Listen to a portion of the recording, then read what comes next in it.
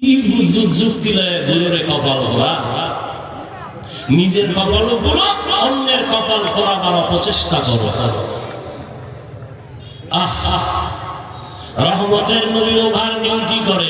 আম্মা জানা এসে বলেন, আমি ঘুমের বাহানা করে শুইছি, নবীজি নামাজে দাঁড়াইলেন তো দাঁড়াইলেন, তেলাওয়াত চলতেছে, 2 রাকাত নামাজের খবরই নাই।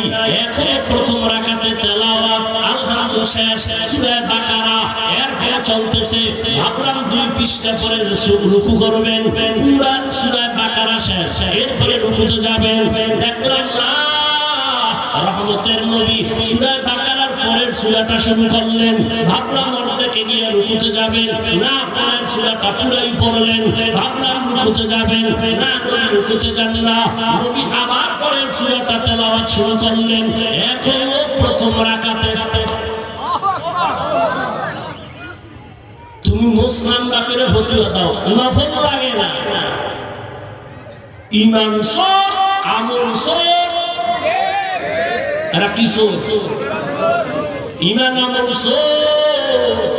নিজ ইমান আমল নিয়ে চলে না, অন্যের আমলও দেখতে পারে না।